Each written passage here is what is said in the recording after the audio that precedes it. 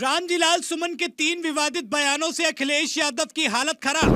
पहले देश, फिर धर्म और अब महिला, एक के बाद एक विवादित बयानों से निशाने पर आ गए समाजवादी पार्टी के राज्यसभा सांसद रामजीलाल सुमन। सबसे पहले सुनिए सांसद का वो बयान जिसने सबसे बड़ा विवाद खड़ा कर दिया है। जहाँ कल अखिलेश जी आपसे मिलने के लिए आए और आप एक संदेश की तरह आए हैं, क्या राष्ट्रीय अध्यक्ष आपके इस पीड़ित परिवार से मिलने के लिए या क्या कोई मदद करेंगे? क्या आप बच्चों जैसी बातें करते हैं? कल वहाँ हमसे मिलने आए थे, आज हम आए हैं। पार्टी के महामंत्री, हमारे पार्टी के सभी साथी हैं। इतना बड़ा मामला नहीं है। इस परिवार की जो मदद हमसे हो सकती है, राष्ट्रीय अध्यक्ष जी की आवश्यकता नहीं है। इस परिवार की जो मदद हो सकती है हम जरूर मदद करेंगे और हमने कह दिया है कि परिवार के लोग हमारे संपर्क में रहें, जो अधिक से अधिक मदद हम कर सकते हैं जरूर करेंगे। दरअसल ये बयान तब आया जब आगरा में 5 साल की बच्ची के साथ रेप की घटना के बाद पीड़ित परिवार से रामजीलाल सुमन मिलने पहुंचे और मीडिया कर्मी द्वारा उनसे एक सवाल पूछा गया कि क्या अखिलेश यादव पीड़िता के परिवार से मिलने आएंगे, तो उनका जवाब हैरान कर देने वाला था। उन्होंने कहा ये सब छोटे मोटे मामले हैं, इसमें राष्ट्रीय अध्यक्ष को बुलाना कोई औचित्य नहीं बनता। इस बयान ने सभी को हैरान कर दिया और इसी बयान के बाद रामजीलाल सुमन एक बार फिर से जनता के निशाने पर आ गए। अब सुनिए धर्म पर दिया गया वो बयान जिसने सनातनियों में रामजीलाल सुमन के प्रति गुस्सा भर दिया। बाबा साहब डॉक्टर अम्बेडकर को जो मानते हैं उसे मैं कहना चाहूंगा, मोहल्लों में एक प्रचार कर देना का बड़ा खतरनाक मामला है। अगर तुम ये कहोगे कि हर मस्जिद के नीचे एक मंदिर है, तो फिर हम ये कहना पड़ेगा कि हर मंदिर के नीचे एक बौद्ध मठ है और तुम उन्हें जन्म ले बड़े मुर्दे मत उखाड़ो, करते बड़े। ये बयान अंबेडकर जयंती वाले दिन का है, जिस समय वो एक सभा को संबोधित कर रहे थे, जिसमें वो कहते हुए नजर आ रहे हैं कि जो लोग ये कहते हैं कि मस्जिद के नीचे मंदिर है, अभी मंदिर को तोड़ा जाए तो उसके नीचे बौद्ध मठ निकलेगा। इस बयान के बाद रामजीलाल सुमन एक बार फिर से जनता के टारगेट में आ गए थे और खास तौर पर सनातनियों के। एक तरफ जहां इंटरव्यू के दौरान समाजवादी पार्टी के मुखिया अखिलेश यादव कहते हैं कि किसी विवादित मुद्दे, वो चाहे इतिहास हो या फिर धर्म, इस पर किसी भी नेता को टिप्पणी नहीं करनी चाहिए, वहीं दूसरी तरफ समाजवादी पार्टी के ही राज्यसभा सांसद रामजीलाल सुमन एक के बाद एक विवादित बयान देते हुए नजर आ रहे हैं। अब मैं आपको वो बयान सुनाता हूँ और ये वो बयान है जो अखिलेश यादव के लिए यूपी में सत्ता में आने के दरवाजे बंद कर सकता है। बाबर को लाया कौन? बाबर को इब्राहिम लोदी को हराने के लिए राणा सांगा लाया था। तो मुसलमान तो बाबर की औलाद हैं और तुम गद्दार राणा सांगा की औलाद हो, ये हिंदुस्तान में तय हो जाना चाहिए। अगर बाबर की तो आलोचना करते हैं, राणा सांगा की आलोचना नहीं करते। समाप्ति महोदय। ये वो बयान था जिसमें रामजीलाल सुमन पहले तो फंसते हुए नजर आए, फिर अखिलेश यादव को इस आपदा में अवसर दिखा और फिर अखिलेश यादव ने इसमें पीडीए वाली राजनीति चमकाने के सारे प्रयास कर दिए। लेकिन ये तो वो पहला बयान था जिसमें कहीं ना कहीं करनी सेना के कुछ कारणों की वजह से समाजवादी पार्टी को एक मौका मिल गया और सरकार को भी घेरने का मौका मिल गया। दरअसल रामजीलाल सुमन ने जब राज्यसभा में राणा सांगा को लेकर विवादित बयान दिया तो करनी सेना में एक भयंकर गुस्सा उमड़ उठा। उसके बाद रामजीलाल सुमन के आगरा स्थित आवास के बाहर विरोध प्रदर्शन किया गया। इस विरोध प्रदर्शन में करनी सेना ने आरोप लगाया कि रामजीलाल सुमन के घर के ऊपर से पत्थर फेंके गए और उसके बाद फिर गाड़ियों में तोड़फोड़ की गई। साथ ही साथ पुलिस से भी मुठभेड़ हुई जिसमें कई लोग भी घायल हुए। उसी दौरान योगी आदित्यनाथ भी आगरा में थे और अखिलेश यादव को इस आपदा में अवसर दिखा और उन्होंने तमाम तरीके के सवाल खड़े करते हुए भाजपा को दलित विरोधी साबित करने में कोई कसर नहीं छोड़ी। लेकिन उसके बाद करनी सेना जिस तरीके से 12 अप्रैल को प्रदर्शन किया, उसने कहीं ना कहीं समाजवादी पार्टी के नेताओं के हाथ और पांव फुला दिए।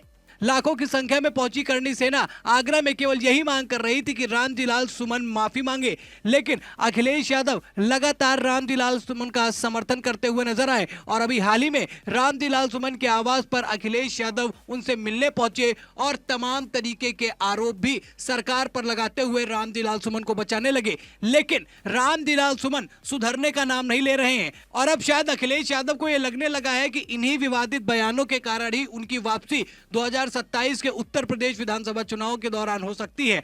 हालांकि लंबे समय से सत्ता से बाहर चल रहे अखिलेश यादव वापसी की हर कोशिश कर रहे हैं, लेकिन जब ये लगता है कि समाजवादी पार्टी वापसी करने वाली है, वहीं पर समाजवादी पार्टी के नेताओं द्वारा कुछ ऐसे काम कर दिए जाते हैं जिससे फिर से समाजवादी पार्टी धड़ाम से गिर जाती है। 2024 लोकसभा में समाजवादी पार्टी ने 37 सीटें जीती थी, जिसके बाद से उत्तर प्रदेश में कहा जाने लगा था कि अखिलेश यादव की वापसी 2027 के विधानसभा चुनाव में हो जाएगी और वो फिर से सरकार में आ जाएंगे। लेकिन अखिलेश यादव के नेता लगातार ऐसे बयान दे रहे हैं और अखिलेश यादव स्वयं उनका समर्थन कर रहे हैं, जिसकी वजह से आम लोगों में रोष पैदा हो गया है, खास तौर पर सनातन को लेकर, देश के योद्धाओं को लेकर और महिलाओं को लेकर। इस तरीके के बयान बिल्कुल भी लोगों को पसंद नहीं आ रहे हैं। क्या अखिलेश यादव रामजीलाल सुमन को लेकर जिस तरीके की राजनीति कर रहे हैं या फिर रामजीलाल सुमन जिस तरीके के बयान दे रहे हैं, क्या इन बयानों की वजह से समाजवादी पार्टी को फायदा होगा या फिर एक बार फिर से योगी आदित्यनाथ उत्तर प्रदेश में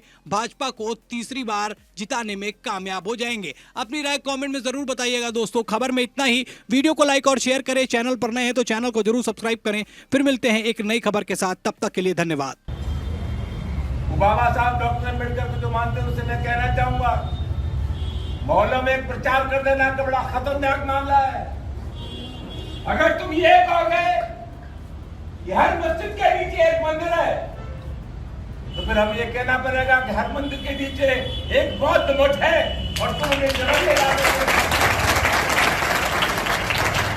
बड़े मुर्दे मत उखाड़ो, करते बड़े। जहाँ कल अखिलेश जी आपसे मिलने के लिए आए और आप एक संदेश की तरह आए हैं, क्या राष्ट्रीय अध्यक्ष आपके इस पीड़ित परिवार से मिलने के लिए या क्या कोई मदद करेंगे? क्या आप बच्चों जैसी बातें करते हैं? कल वहाँ हमसे मिलने आए थे, आज हम आए हैं। पार्टी के महामंत्री हमारे पार्टी के सभी साथी हैं। इतना बड़ा मामला नहीं है। इस परिवार की जो मदद हमसे हो सकती है, राष्ट्रीय अध्यक्ष जी की आवश्यकता नहीं है। इस परिवार की जो मदद हो सकती है हम जरूर मदद करेंगे और हमने कह दिया है कि परिवार के लोग हमारे संपर्क में रहें। जो अधिक से अधिक मदद हम कर सकते हैं जरूर करेंगे। बाबर को लाया कौन? बाबर को इब्राहिम लोधी को हराने के लिए राणा सांगा लाया था। तो मुसलमान तो बाबर की औलाद हैं और तुम गद्दार राणा सांगा की औलाद हो। ये हिंदुस्तान में तय हो जाना चाहिए। अगर बाबर की तो आलोचना करते हैं, राणा सांगा की आलोचना नहीं करते। सभापति महोदय, कहीं भी कम्युनल टेंशन हो या इस तरह की घटना घटे, हम सभी पॉलिटिकल पार्टी के लोगों की जिम्मेदारी बने कि सबसे पहला संदेश वहां के लोगों के लिए हो और उनसे अपील हो कि इस तरह की हिंसा से समाज आगे नहीं बढ़ सकता है। और हमारी सबकी ये कोशिश होनी चाहिए कि वो हिंसा या इस तरह का झगड़ा कहीं भी समाज में न धर्म को लेकर के हो न जाति को लेकर के हो। जहां तक हमारे मुख्यमंत्री जी के बारे में पूछा जा रहा है, हमारे मुख्यमंत्री जी ये समझते हैं कि कपड़े पहनने से कोई योगी हो जाता है, वस्त्र पहनने से योगी हो जाता है। मैंने कई मौकों पर कहा, हमारा सबसे बड़ा धार्मिक किताब ग्रंथ गीता है। जहां गीता हमें सुनने को मिलता है या पढ़ने को मिलता है, यही संदेश है उसमें, जो दूसरे का दुख अपना दुख समझे वो सबसे बड़ा योगी है। लेकिन हम लोग तो ये देखते हैं, दुख तो समझना दूर, हमारे मुख्यमंत्री ऐसे हैं कि भाषा से ही दुख पहुंचा रहे हैं। कहीं एएनआई वाले तो नहीं थे? एएनआई थे, पीटीआई वाले एएनआई पे देख लें। और हमारे मुख्यमंत्री तो ये कह रहे हैं कि जीरो पॉवर्टी, ये जीरो पॉवर्टी क्या होता है? और फिर कहते हैं डंडा। हमारे मुख्यमंत्री खुद ही अंडा है। हमारे यहां जीरो को अंडा बोलते हैं, हमारे मुख्यमंत्री खुद ही अंडा है। तो उनसे और क्या उम्मीद करोगे?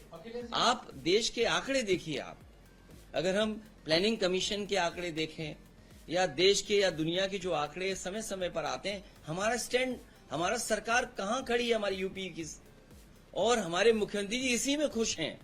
अब उनकी जानकारी देखिए आप। हम हर चीज में नीचे से 2 या नीचे से 1 पे हैं, तो उन्हें लगता है कहीं से तो हम नंबर 1 हैं, ऊपर से नहीं तो नीचे से नंबर 1 है।